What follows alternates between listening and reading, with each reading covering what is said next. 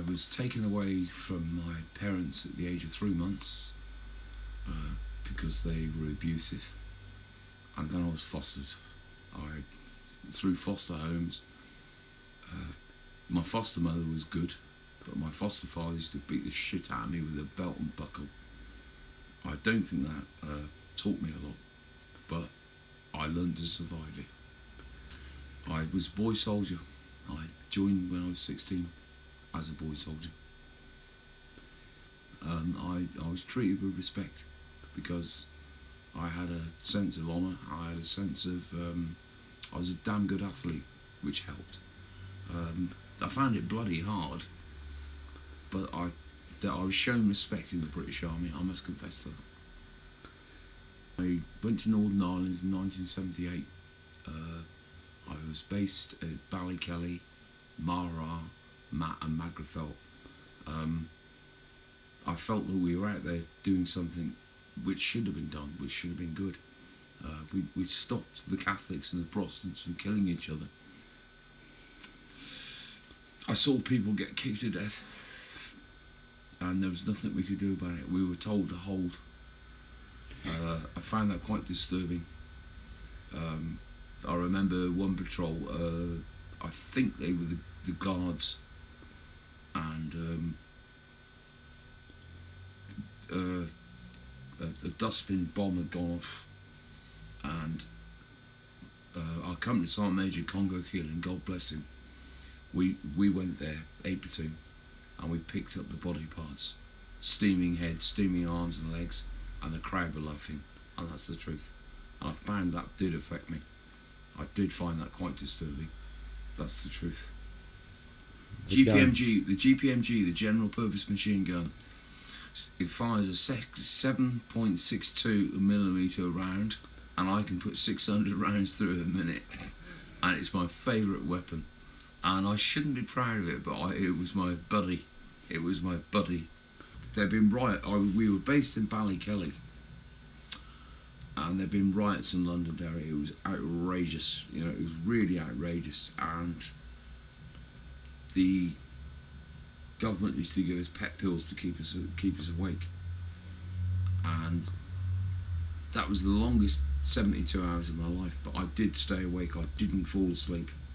And Major Dixon, who I can calmly say was Major Dixon, he was my company commander, the only one awake. But doing things like that do have a lasting effect, where they can affect you psychologically and mentally. Bellies, you've got to be lightweight.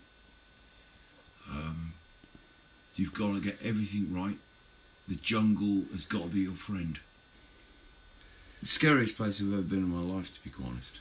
Carrying the guy back was heavy. He was a soldier, but he'd lost it.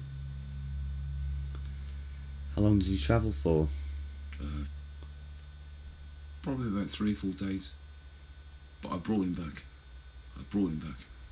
Carried him on my back. We killed shitloads of them, and we waited there for days and days, camouflaged and well prepared. But he got injured, and I carried him back. I give him my word of honour on that. What about the Falklands? What happened then? Well,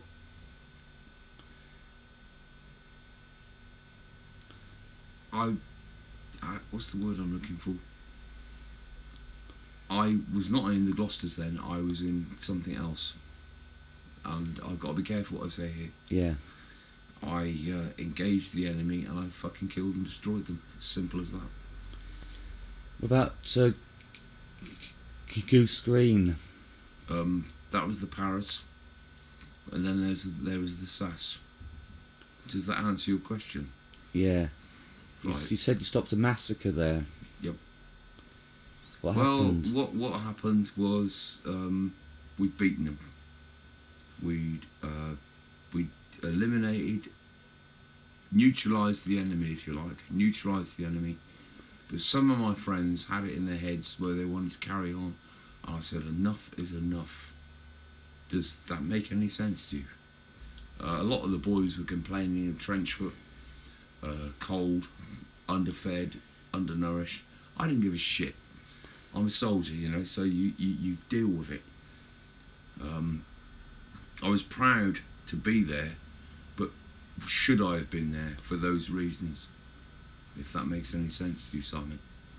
I remember going forward, running forward to Argentine's positions and seeing some of my friends' heads getting blown off. I find that a little bit disturbing these days, to be honest with you.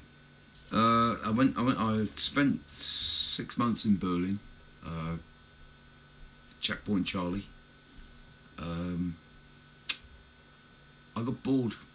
I really did get bored. I did, with total confidence and total honesty. I actually enjoyed combat. Me and my friend Chris Turner, we were sat in a bar in Germany, and the Germans were kicking the shit out of each other. The German police came in and they picked on us. They picked on the wrong people. My friend was heavyweight boxing champion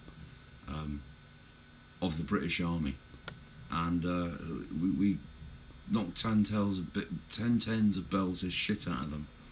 And what we got for our devices for 6 months in Colchester, I went completely mad, Simon. That's the truth. I had a complete mental breakdown. I went back to my hometown in Cirencester, and then a very good friend of mine rang me up and said, "Come to Wales, Pete." I came to Wales, and to be honest with you, I started painting properties. I met Suzanne in Aberystwyth in 1984, and it took me 6 months to have a date with her. I love her dearly. I love her to bits. She's my best friend. She's a beautiful, beautiful lady. Oh, my dog. I love my dog dearly. Good find them. Well, my dog is the best thing in my life. That's the truth. What makes a good soldier? Well, it all depends. I suppose to be the ultimate soldier, you've just got to be a killing machine, if that makes any sense. But at the same time, you've got to have compassion. I am a terrible Christian, but I do believe in Jesus. I think Jesus is the best thing that ever came into my life. I've got nothing. I've got no criminal record, for God's sake. But I should have for killing people. I think we should all truly be nice to each other, and that's the end of the story.